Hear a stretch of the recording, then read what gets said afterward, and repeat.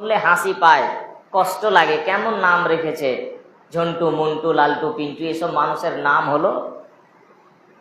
মানুষের এগুলো নাম হলো? মানুষের নাম রাখতে হবে সুন্দর, যার একটা ভালো অর্থ আছে। এই পিন্টু নামের অর্থ কি? কি নাম এই ধরনের? এই লালু নামের অর্থ কি? এটা কেমন নাম হলো? মুসলমানের নাম কি আর এই লালু ভলু হয়? এগুলো মানুষের নাম রাখে মানুষ। আশ্চর্য! রিনা, মিনা, টিনা, কি নাম এসব?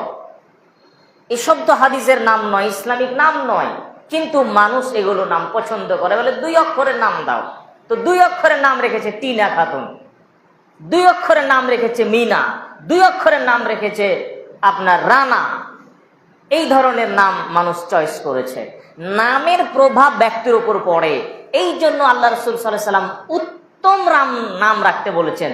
নামকরণের দিন আছে, এটা আপনারা জানেন তো, যে বাচ্চার নামকরণ করে আকিকা দিতে হয়, এটা তো আমরা জানি।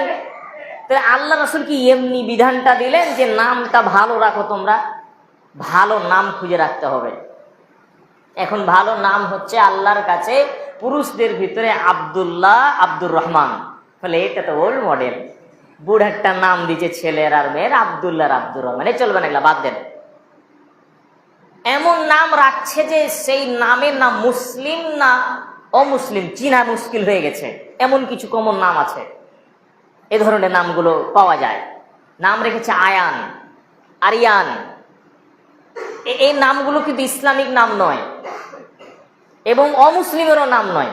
এমন নয় যে এটা বলবো যে এটা হিন্দুদের নাম, তাও বলছি না, তবে এগুলো ইসলামিক নাম নয়। মানে এই নাম ধরে আপনি বুঝতে পারবেন না যে এটা আসলে মুসলিম নাম নাকি অমুসলিমের নাম। এরকম অনেক নাম আছে। তো যাই হোক, নাম ভালো রাখা উচিত ছিল। নামের ব্যক্তিত্ব প্রভাব পড়ে তার ওপরে। এরপরে সন্তান বড় হয়ে